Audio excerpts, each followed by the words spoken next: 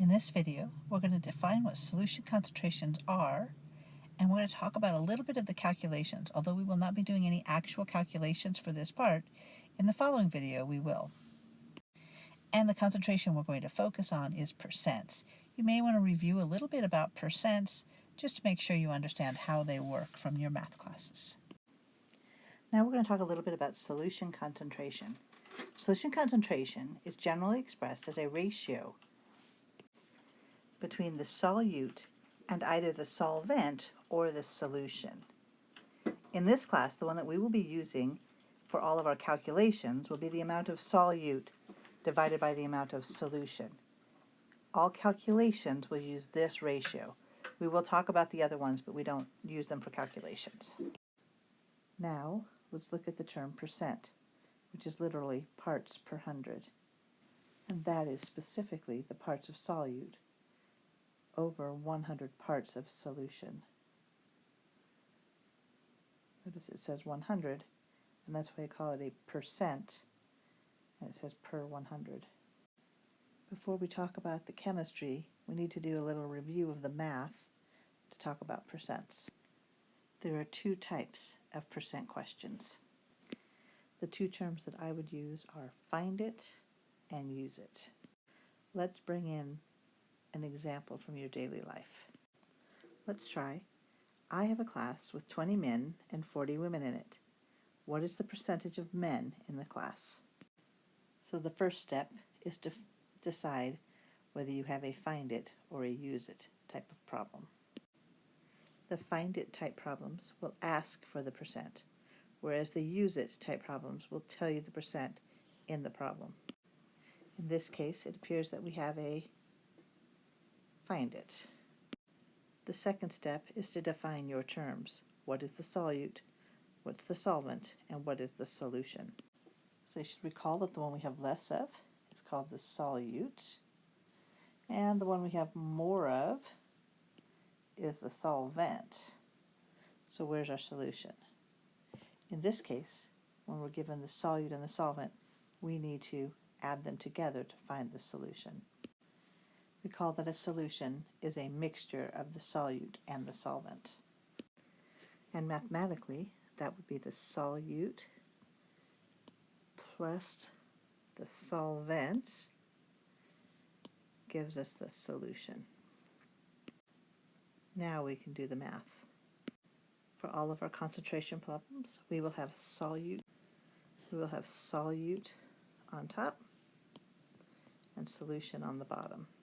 And we'll multiply that ratio by 100%. On your calculator, you should only hit the percent or the 100, not both. So the solute was our 20 men, and the solution is our 20 men plus our 40 women. So again, we have our 20 men, which is our solute, and then we're going to divide that by our 20 men plus 40 women, which put together is your solution. That's the same as 20 men for every 60 students. Then multiply by 100%. And our calculator says that is equal to 33.33, and it continues on. And that would be percent men. The same question could have been asked a slightly different way. Here we can see the question now says, my class of 60 students has 20 men. Now what is the percentage of men? Here we can see that our solute is our number of men is still the same.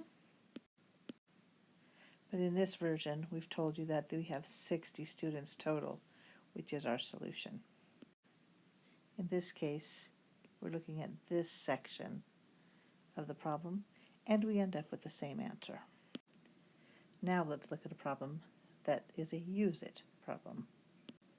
So in this sample, I have a class of 30 students that is 10% men. How many men are actually in the class?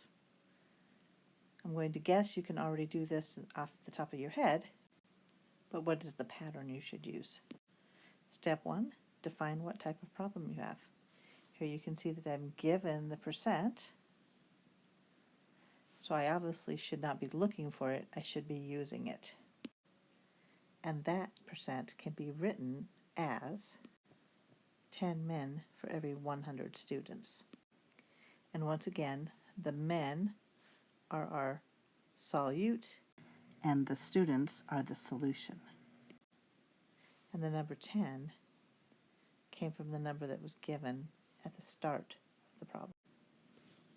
Now we find our 30 students and use the 10% ratio that we were given, canceling out the terms, putting the numbers into our calculator. We end up with 3 men. When we switch this into chemical calculations, you won't see men, women, students, but you will see sodium chloride in water makes a solution. But don't let the use of chemical terms throw you off. In chemistry, there are 3 common types of percent concentrations. All of the percent concentrations have solute on top and solution on bottom. What they vary in is what type of unit is being used to do the measurements. The name of the percent calculation tells you which one to use. So in the case of percent by mass, you're going to be using a measurement that is in mass. Generally, we're going to be talking about something in grams, but it could be in kilograms, it could be even in pounds, as long as the top and the bottom are both in the same unit. When we talk about percent by volume, we're talking about something that is in volume, the volume on top and the volume on the bottom. So in this case, we usually use milliliters, but it could be liters, it could be kiloliters, it could be microliters, it could even be gallons or cups, as long as it is the same on both the top and the bottom. The last one is the percent by mass volume. Now, percent mass volume uses both mass and volume, and this one we don't generally change the units. This one is almost always in grams per milliliter. For each of these, there are 2 major types of calculations. They are the find the percent, that we call find it, and the use the percent, what I call use it. So in the find it percent, it's going to say how we calculate the percentage. For those questions, we're always going to look for the amount of solute on top of the amount of solution given in the question, and then multiply by 100%. When we do a use it, it's always going to be the amount of solute divided by the amount of solution. Whatever number you are given in the question is going to go on top.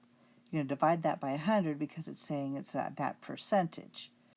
And then we'll be able to use that as a ratio to convert our original amount of solution into the amount of solute that was present.